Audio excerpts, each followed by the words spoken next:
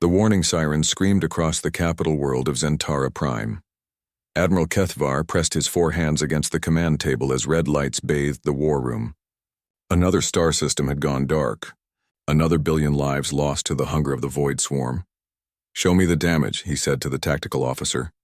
The holographic display lit up with a map of the galaxy. Red zones marked the areas where the swarm had consumed everything.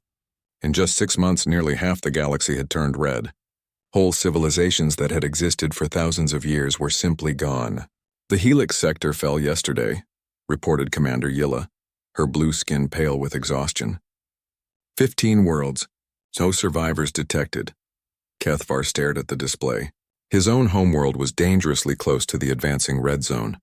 Soon, his people would face the same fate as countless others, turned into crystalline husks to feed the swarm's endless appetite. The Galactic Federation had tried everything. Their best fleets could barely slow the enemy down. Traditional weapons seemed to pass right through the swarm's crystal ships. Energy shields meant nothing to creatures that could phase through solid matter. Even their most advanced warships were consumed within hours of contact. "Sir," Yilla said quietly, "the Council is requesting your presence. Emergency session." The Council chamber buzzed with panicked voices in dozens of languages. Representatives from every remaining Federation world had gathered, their faces showing the same desperation that Kethvar felt. Some species wept openly. Others sat in stunned silence. Council leader Vexton called for order. His ancient voice carried the weight of 10,000 years of diplomatic service. "Fellow beings," he began, "we face extinction. Our military forces are insufficient. Our weapons are useless. We need a new approach." A Chilarian representative stood up, his tentacles writhing with agitation. "What approach?" "We've tried everything. The swarm cannot be reasoned with. They don't respond to communication. They simply consume." "Then we must become something they cannot consume," Vextan replied. "I propose a galaxy-wide conscription. Every world must contribute soldiers. Not just volunteers, everyone capable of fighting." The chamber erupted in protests. Several species had never engaged in warfare. Others had been peaceful for centuries. The idea of forced military service went against everything the Federation stood for. "How many?" asked the representative from Thorax 7. "Every world must provide 100,000 soldiers within 30 standard days," Vextan announced. The protests grew louder. Many worlds didn't even have populations that large. Others had already lost most of their military forces in previous battles. Kethvar thought about his own world's contribution. The Zentaran fleet was already committed to defending the core systems. They could spare few additional forces without leaving their homeworld defenseless. "What about the newer members?" asked a voice from the back. "Some of these primitive worlds have never even seen real combat." All eyes turned to the section where Earth's representative sat. Ambassador Sarah Chen looked small compared to the other beings in the chamber. Humans had only joined the Federation 3 years ago, and many still considered them too young and inexperienced to matter in galactic affairs. Chen stood up slowly. "Earth will comply with the conscription order," she said in clear, measured tones. Several representatives laughed. Others shook their heads in pity. What could a primitive world like Earth possibly contribute? Humans had crude weapons and basic technology. Their ships could barely travel between star systems without Federation assistance. "Very well," Vextan said. "All worlds have 30 days to deliver their forces to the staging areas. We will combine all soldiers into mixed units and deploy them against the swarm." As the session ended, Kethvar approached the human ambassador. He felt obligated to offer some guidance to the young species. "Ambassador Chen," he said, towering over the small human, "I must advise caution.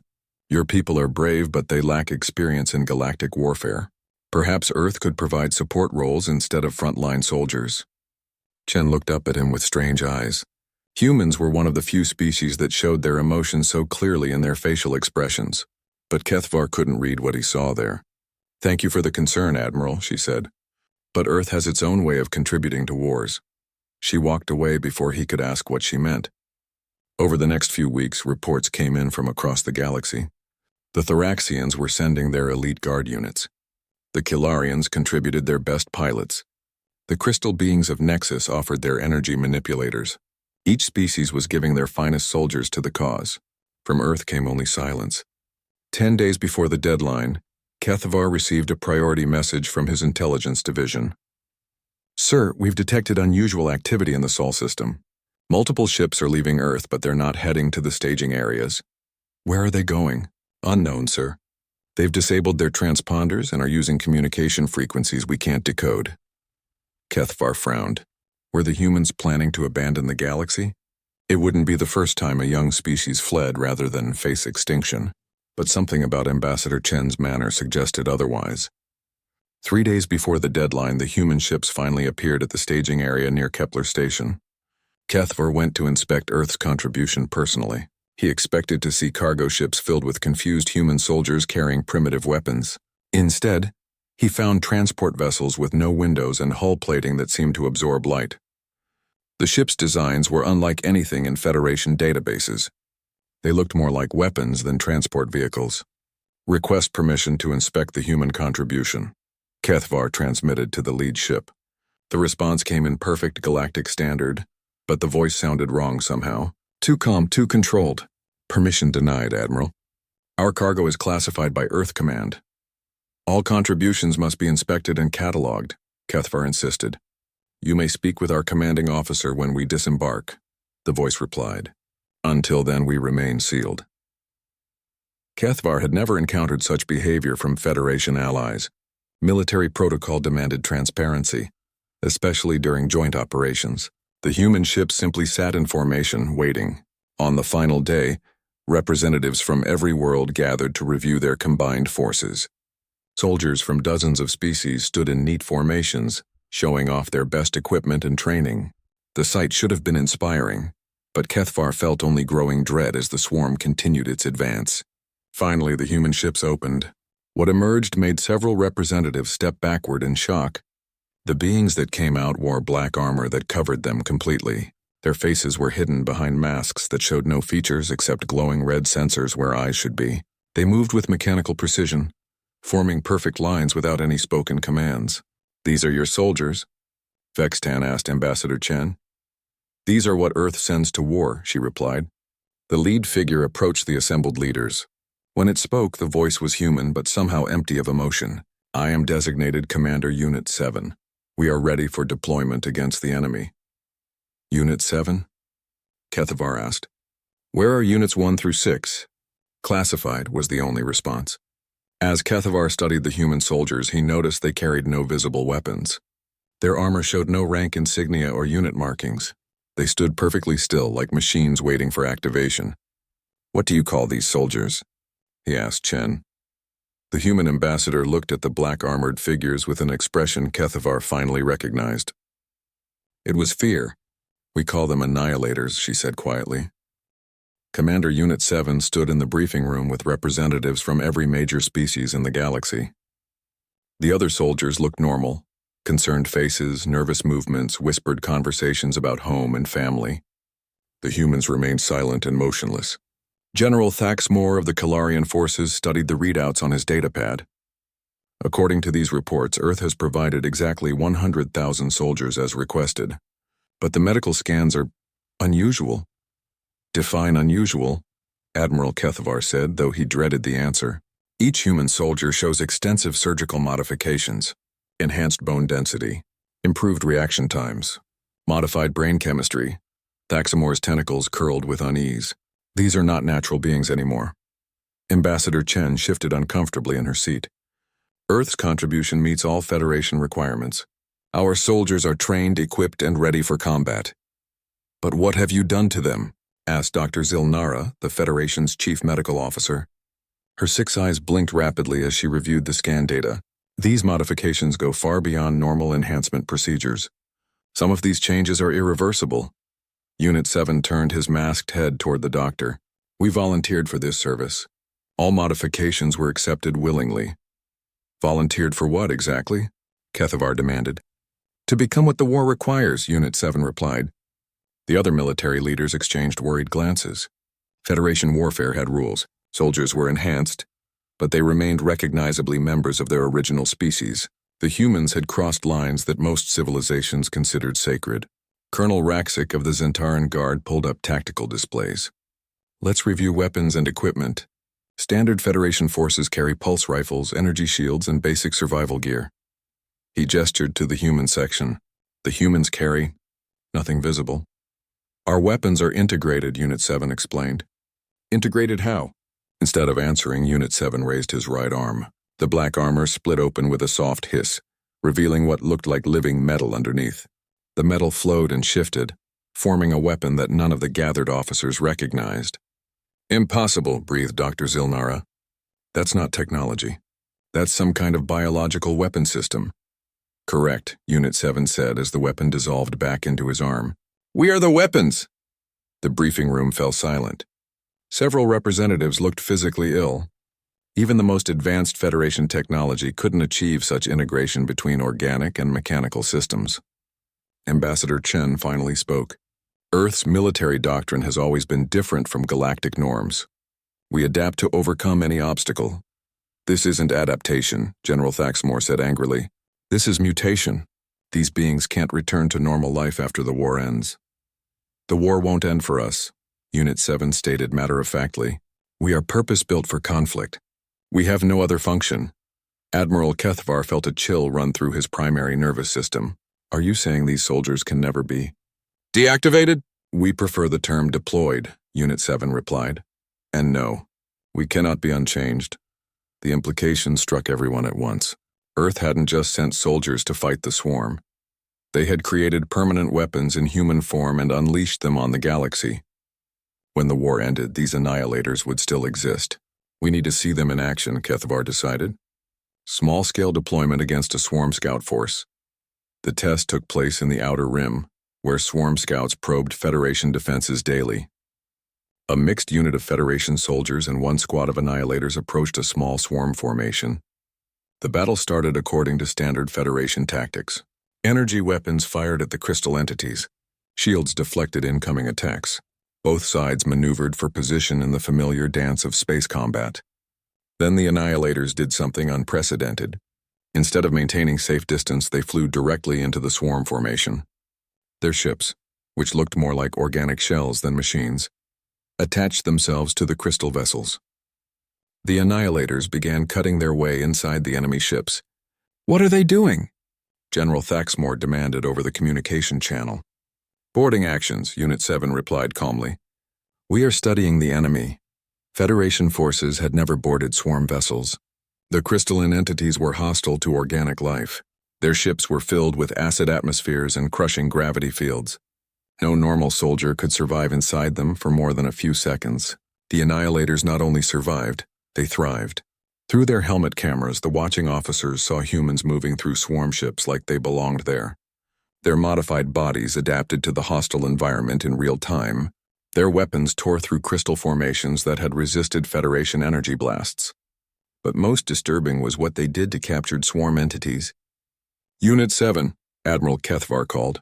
Your soldiers appear to be experimenting on living enemies, so correct. We are learning their biological processes for future tactical applications. That violates the Federation Convention on Treatment of Prisoners.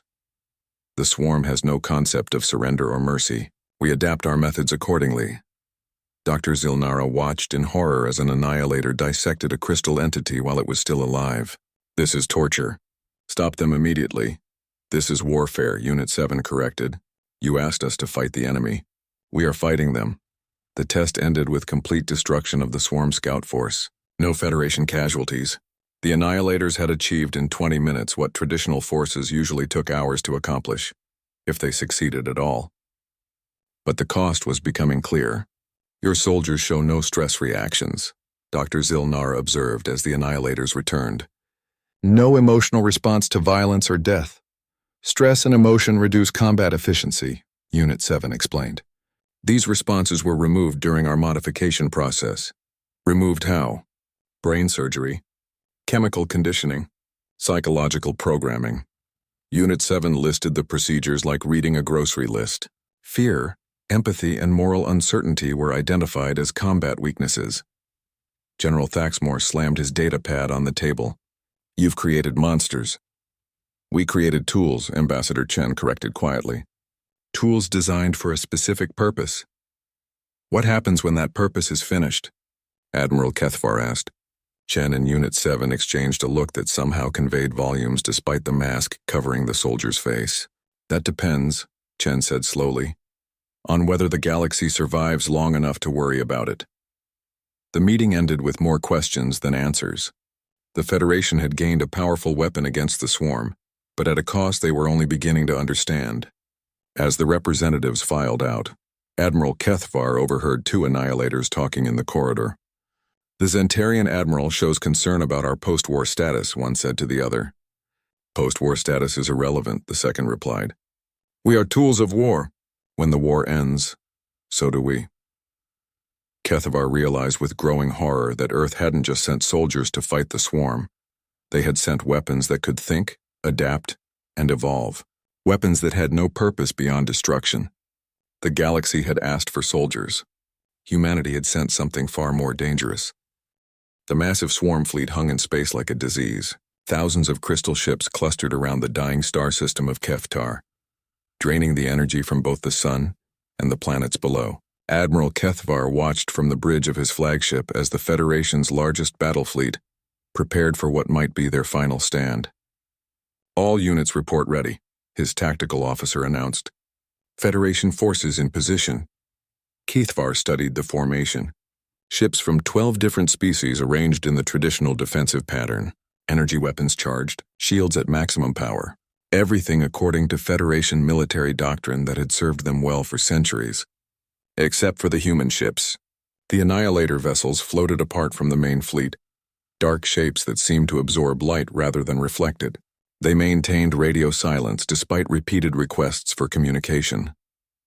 Even Ambassador Chen aboard Kethvar's flagship claimed she couldn't contact them directly.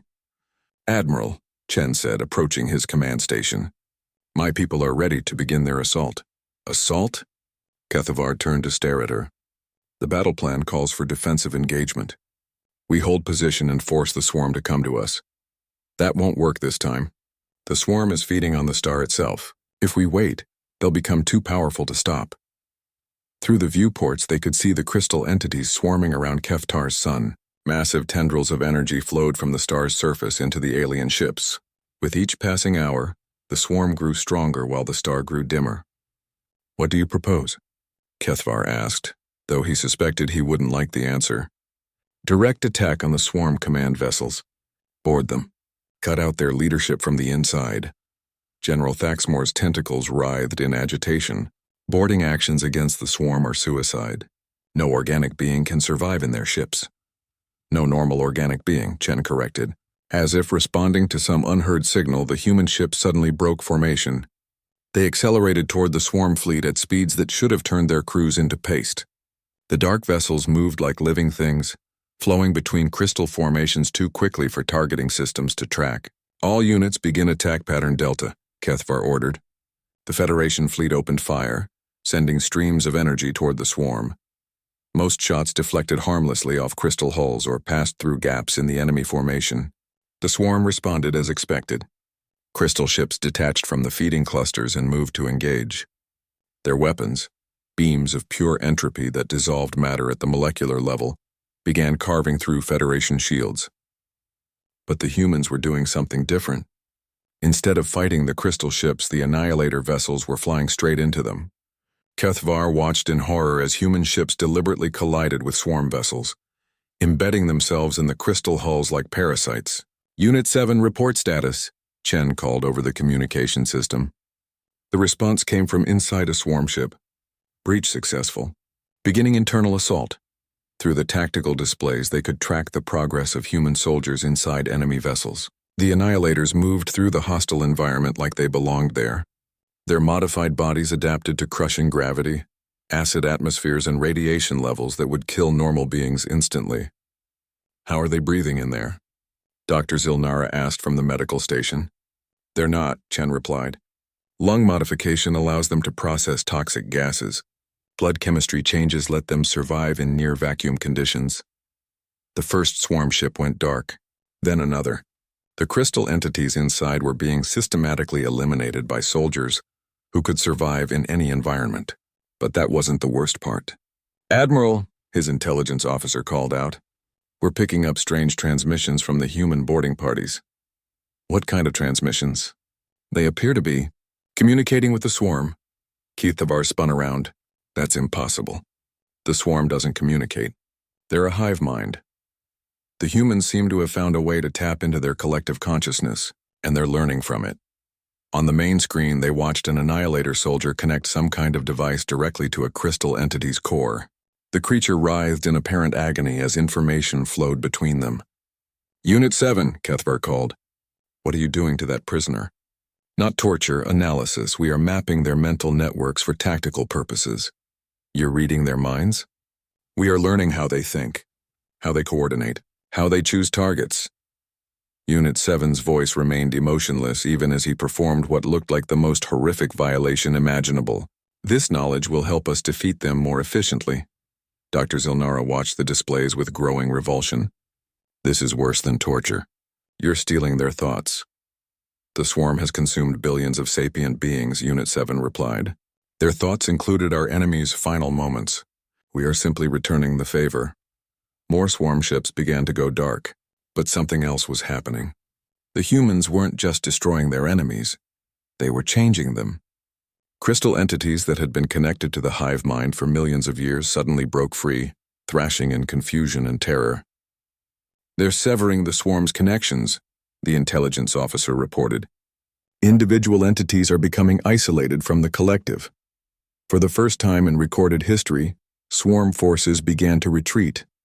Crystal ships that had never shown fear or hesitation suddenly fled from areas where humans had boarded. The coordinated attacks became chaotic. The perfect hive mind was developing holes. Impossible, General Thaxmore breathed. Nothing can disrupt a hive mind from the inside. Nothing normal, Chen said. But my people specialize in psychological warfare. Breaking enemy morale is what we do best. Admiral Kethavar watched the battle unfold with growing unease. The Federation fleet was winning, but not through superior firepower or better tactics. They were winning because the humans had found a way to turn the swarm's greatest strength, their collective consciousness, into a weakness. Unit 7, how many entities have you processed? Chen asked. 47 complete neural mappings. We now understand their communication protocols, feeding patterns, and reproductive cycles. We also know why they came to this galaxy. The bridge fell silent. For months they had wondered about the swarm's motivation. The crystal entities appeared from nowhere and began consuming everything in their path. No one knew what drove them or what they ultimately wanted. They're not invaders, Unit 7 continued. They're refugees. Refugees from what? Kethavar demanded. From something that drove them out of their home dimension. Something that frightened them enough to flee across the barriers between realities. The implications hit everyone at once. If the swarm was running from something, what did that say about whatever had chased them? And if these creatures, who could consume entire star systems, were afraid, how powerful was their pursuer? Do you know what they're running from? Dr. Zilnara asked. Yes, Unit 7 replied. They call it the hunger. It appears to be a force that consumes not just matter and energy, but existence itself. The swarm came to this galaxy to hide and feed, hoping to grow strong enough to face their enemy. Admiral Kethavar felt the victory turning to ash in his mouth. They had stopped the swarm, but only by learning that something far worse was coming. How long until this hunger finds us? He asked. Unknown. But the swarm's panicked feeding suggests it may not be far behind. The battle was ending. Swarm ships retreated or drifted powerless through space. The Federation had won their first major victory against the crystal entities. But as Kethavar watched the Annihilators methodically destroying the remaining enemies, he realized they had gained something more dangerous than just a victory. They had gained weapons that could break minds, steal thoughts, and adapt to any enemy. Weapons that showed no mercy, felt no doubt, and knew no limits. The galaxy had asked for soldiers to fight monsters. Humanity had sent monsters to fight monsters. And now they were learning that even worse monsters were coming. Deep inside the captured swarm vessel, Unit 7 connected his neural interface to another crystal entity. The creature's thoughts flooded into his modified brain. Terror, pain, and memories that stretched back millions of years. But buried in the alien consciousness, he found something that changed everything. Admiral, he transmitted to the Federation fleet. We have a problem. Admiral Kethavar was reviewing casualty reports when the message came through. The battle at Kefetar had been their most decisive victory yet, but something in the human's voice made his scales prickle with unease. What kind of problem, Unit 7? The swarm isn't evil. They're desperate. On the bridge of his flagship, Kethvar exchanged glances with Ambassador Chen. Over the past 3 months, the Annihilators had proven devastatingly effective against the crystal entities. Swarm fleets that had once consumed star systems now fled at the first sign of human ships. The tide of war was turning, but the humans were changing too. Define desperate, Chen said into her communicator. Their parents. The entire swarm is trying to protect their young. Dr. Zilnara looked up from her medical station. Explain. Unit 7's voice carried an unusual tone, something that might have been uncertainty in a normal being. The crystal entities we've been fighting aren't adults. They're juveniles. The real swarm is still in their home dimension, hiding their children here while they fight something called the hunger. The bridge fell silent. For months they had assumed the swarm was a conquering force bent on galactic domination. The idea that they were actually refugee children changed everything. Children don't typically consume entire star systems, General Thaxamore pointed out. These do. Their feeding isn't optional. It's how they grow. They literally cannot control their hunger. That's why they've been so destructive. Admiral Kethvar felt a cold weight settle in his stomach. Are you telling us we've been slaughtering children? Technically, yes, but there's more.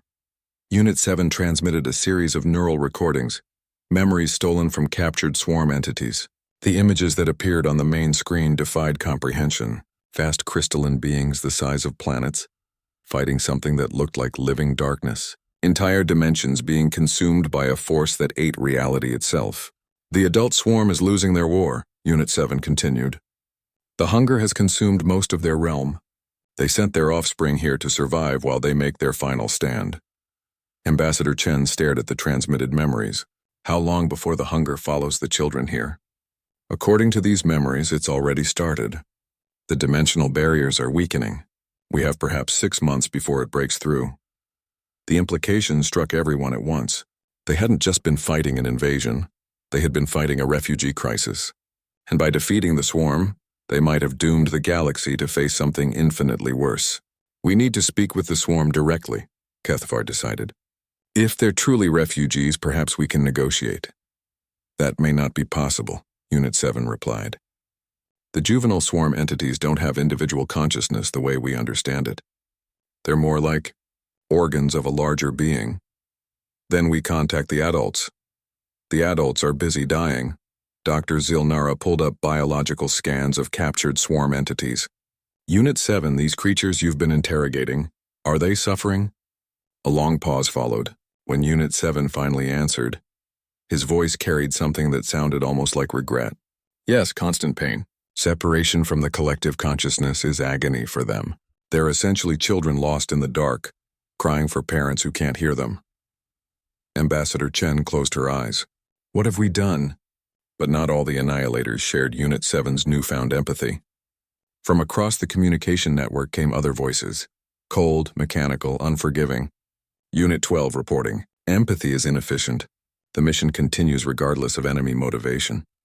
Unit 19 concurs. Swarm entities remain hostile. Terminate all contacts. Unit 23 agrees. Emotional analysis is a waste of processing power. Unit 7's voice turned hard. Units 12, 19, and 23 are compromised. Their conditioning has eliminated necessary moral parameters. Or perhaps, came Unit 12's reply, Unit 7's conditioning is degrading. Emotional responses were removed for operational efficiency.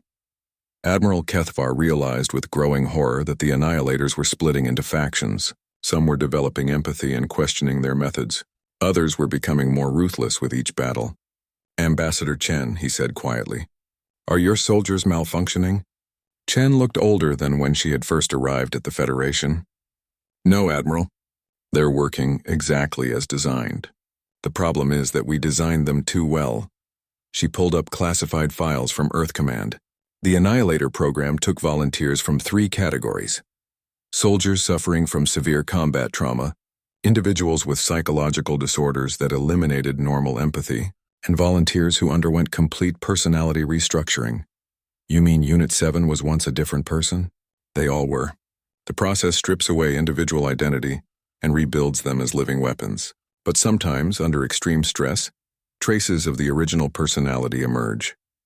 On the tactical display, they could see human forces scattered across multiple star systems. Some Annihilator units were establishing communication with swarm entities, trying to find peaceful solutions. Others were hunting down crystal creatures with increased brutality, seeing the revelation about refugee children as irrelevant to their mission. Unit 7, Admiral Kethvar called. What do you recommend? We need to stop the hunger before it reaches this galaxy. That means helping the adult swarm win their war. Unit 12 to all forces, came another transmission. Mission parameters unchanged. Destroy all swarm entities. Protect Federation territory. Unit 7's recommendations are compromised by emotion malfunction. The split was becoming open warfare. Annihilator units began targeting each other, their weapons equally effective against former comrades. Some fought to protect captured swarm entities while others tried to destroy them. Dr. Zilnara watched the chaos with professional detachment. This was inevitable.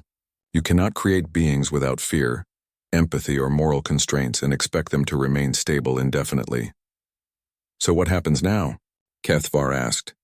Ambassador Chen studied the reports flooding in from across the battle zone. Now we learn whether the monsters we created to fight monsters can learn to be human again. A new voice entered the communication network, Unit 1, who had remained silent throughout the entire war. All units stand down. Priority Alpha transmission incoming. The chatter stopped. Even the most degraded Annihilators responded to Unit 1's authority. I have established direct contact with the Adult Swarm Collective. They are offering alliance against the hunger. Terms. We help them evacuate their young from this galaxy in exchange for military support against the greater threat. Negative. Unit 12 replied immediately. Swarm entities remain hostile. Terminate all contacts. Unit 12, Unit 1 said with deadly calm. You will comply or be retired. The threat hung in the air. Even Admiral Kethvar understood its meaning. The Annihilators would fight their own degraded units if necessary. Unit 7, Unit 1 continued. Prepare diplomatic protocols. We have 6 months to evacuate several billion refugee children and prepare for a war against something that eats reality. Understood, Unit 7 replied. Unit 12 and all similarly compromised units will be reassigned to perimeter defense. They will not participate in swarm contact operations. Admiral Kethvar watched the human forces reorganize themselves with military precision. The empathetic Annihilators would handle diplomatic contact with the swarm. The degraded units would be pointed at external threats and kept away from refugee operations. Ambassador Chen, he said quietly, your people are fighting themselves to save beings they were created to destroy. Chen nodded slowly. The best of human nature and the worst, Admiral. We sent both to war. Now we get to see which one wins. The galaxy had asked for soldiers. Humanity had sent its broken children, and now those children had to choose between the monsters they were made to be and the humans they might still become. Ambassador Chen stood in the observation deck of the Federation flagship, watching evacuation ships carry swarm children toward dimensional gateways. 3 months had passed since the alliance was formed, 3 months of the strangest cooperation in galactic history, human soldiers helping crystal entities flee from something that consumed existence itself. Behind her, Admiral Kethvar reviewed the final reports. The last refugee convoy will depart in 12 hours. After that, we face the hunger alone. Not alone, Chen corrected. The adult swarm will stand with us. Through the viewports, they could see the most bizarre fleet ever assembled. Federation ships flying alongside crystal vessels and human craft that looked more organic than mechanical. The Annihilators had adapted their ships to interface directly with swarm technology, creating hybrid vessels that operated on principles no engineer understood. Ambassador, Kethvar said quietly, there's something I need to know before the final battle. What exactly did Earth send us? Chen was quiet for a long moment. When she finally spoke, her voice carried the weight of terrible knowledge. We sent you our unwanted Admiral, our broken, our damned. She activated a classified file on her datapad.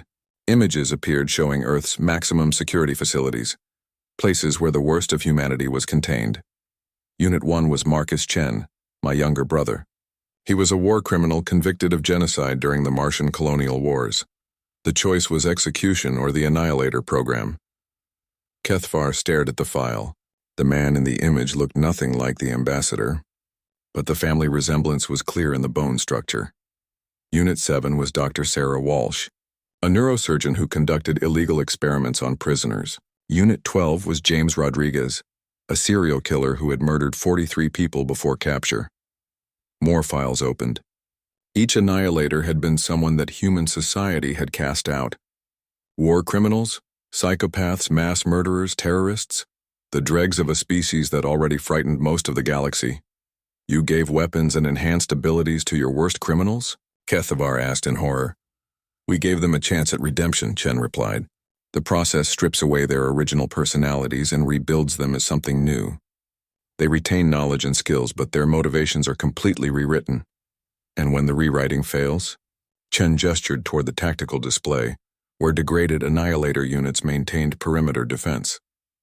You get Unit 12, all the efficiency of a super soldier combined with the instincts of a killer. They're pointed at our enemies because that's the only safe direction. Dr. Zilnara approached from the medical station. I've been analyzing the annihilator modification process. It's the most sophisticated form of psychological reconstruction I've ever seen. You didn't just enhance these beings, you fundamentally rewrote their identities. That was the point, Chen said. Take someone whose life was devoted to causing harm and reprogram them to protect others. Give someone with no empathy a mission that requires them to understand and defend entire civilizations. But some of them are recovering their original personalities, Kethvar observed. Not recovering, evolving. The process was designed to be permanent, but extreme stress can cause unexpected developments. Unit 7 has become something entirely new. Neither the war criminal she was nor the weapon we made her into. Through the communication system came Unit 7's voice. Final evacuation convoy approaching Dimensional Gateway. Swarm Young are safely transferred to Sanctuary Realm. Admiral Kethvar watched the last ships disappear through tears in reality itself. The refugee children were safe, but the adult swarm was already taking position for the final battle against the hunger. Dimensional breach detected, reported the tactical officer. The hunger is breaking through.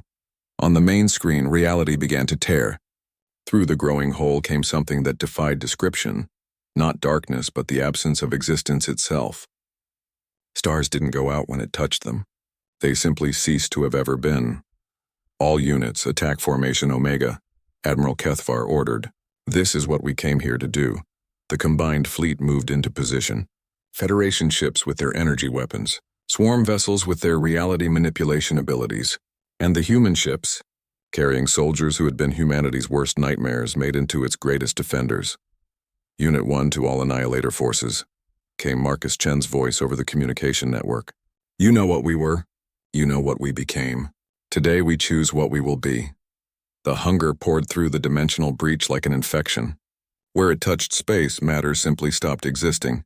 Planets, stars, entire sections of the galaxy vanished as if they had never been. Federation energy weapons were useless. The beams passed through the hunger without effect, as if shooting at the concept of nothingness itself. The swarm's reality manipulation had more success, creating barriers that slowed the advance. But even crystalline entities that could reshape matter at will could only delay the inevitable. Then the Annihilators did something unprecedented. Instead of attacking the hunger directly, they flew into it.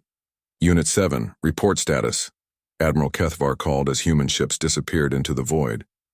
We're inside its consciousness, came the reply. The hunger isn't just a force, it's a mind. A vast intelligence that experiences existence as pain and seeks to end that pain by ending everything. Can you communicate with it? We're trying, but its thought patterns are alien beyond description. It doesn't understand individual existence. To it, all consciousness is a single wound that needs healing. Dr. Zilnara studied the sensor readings. The human ships aren't being destroyed. They're somehow existing inside the hunger itself. That's because we're already partially dead, Unit 7 explained. The modification process killed our original selves. We exist in a state between life and death that the hunger recognizes as similar to its own nature. Through their ship sensors, the Annihilators were mapping the hunger's consciousness. What they found was both terrifying and tragic, a mind so vast and ancient that it had forgotten what it meant to exist as an individual. It consumed everything because it couldn't understand the difference between itself and the rest of reality. Unit 12 to Fleet Command.